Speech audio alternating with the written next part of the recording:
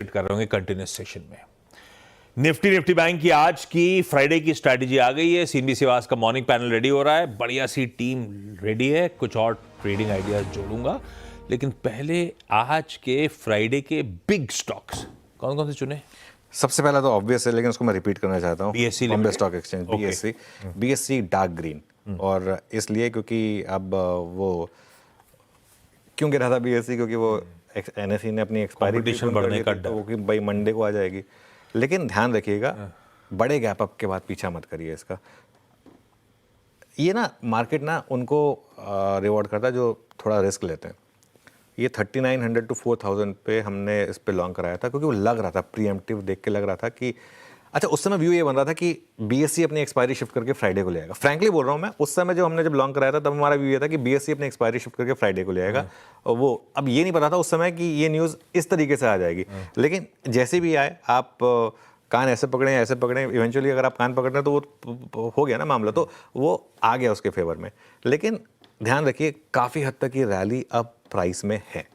और आज के गैप अप में मैं तो सिंपल व्यू लूंगा, आप फोकस करिए अपना प्रॉफिट प्रिजर्व करने के लिए, अपना प्रॉफिट बुक करने के लिए। शॉर्ट नहीं करना आपकी मर्जी है, लेकिन गैप अप के बाद लॉन्ग नहीं बनता है, क्योंकि ये स्टॉक ऑलरेडी चला है, इस उम्मीद में चला है इसके लिए। लेकिन आज का hero of the day possibility है यहाँ पर। ग्लेनमार्क को मैं ग्रीन ले रहा हूँ। ग्लेनमार्क ने की जो रेटिंग है वो एचएसबीसी ने होल्ड से बढ़ाकर बाय की है, और बहुत हाई कन्विक्शन। और टारगेट देखिए उनका 1785 का टारगेट दिया उन्होंने ग्लेनमार्क पर।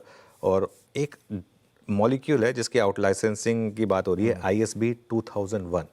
क्या करता है वो मॉलिक्यूल, मैंने इस पर ज़्यादा पढ़ा नहीं, लेकिन कुछ तो होगा जिसकी वजह से वो री रेटिंग एक्सपेक्ट कर रहे हैं, और ये मान रहे हैं कि बेस बिजनेस भी सुधर सकता है यहाँ पर इसकी वजह से।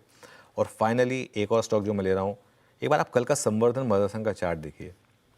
कल संवर्धन मदरसन खुला गैप डाउन, लेकिन उसके बाद देखिए कहाँ बंद हुआ। और कल आपको CLSA की रिपोर्ट याद है, पोटेंशियल डबलर।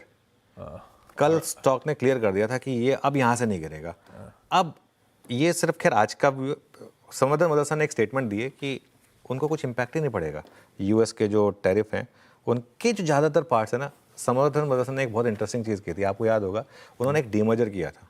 वो जो उनकी इंडिया बिजनेस वायरिंग, वो मदरसन वायरिंग करके यहाँ पर है, और जो ग्लोबल वाली बिजनेस है वो संवर्धन मदरसन है।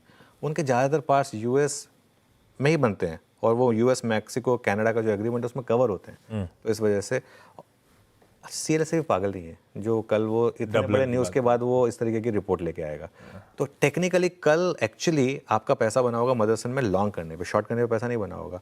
और आज मुझे लग रहा है, हाँ अगेन अगर बहुत बड़ा गैप हो तो चेज मत करिए। लेकिन हाँ, एक और चीज़ मैं आपको ऐड कर देता हूँ, अगर आप एक पोर्टफोलियो इन्वेस्टर है ना, ये उस लेवल पर है जहाँ पर as a long term investor risk reward बहुत आपके फेवर में है।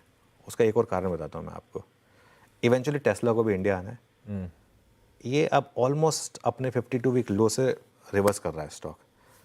टेस्ला अगर इंडिया आएगी, सबसे बड़ा बेनिफिशियरी मदरसन होगा। तो इस वजह से ये भी आप उसको फोकस में रखिए। मुझे लग रहा है आज ये भी एक स्टॉक जो है, आज मैं 3 ग्रीन में ले रहा हूँ। लेकिन हाँ, बहुत बड़े गैप अप्स हों तो भले चेज़ ना करें। लेकिन खास तौर से संवर्धन मदरसन को आप थोड़ा लॉन्ग टर्म के नज़रिए से देखें, सिर्फ डे ट्रेड के नज़रिए से नहीं। लीजिए भाई साहब, आज मूड ठीक ही है सब कुछ। तीन जो स्टॉक्स मेंशन हुए, बातचीत हुई, सब इन ग्रीन। BSE, ग्लेनमार्क फार्मास्यूटिकल्स और संवर्धन मदरसन।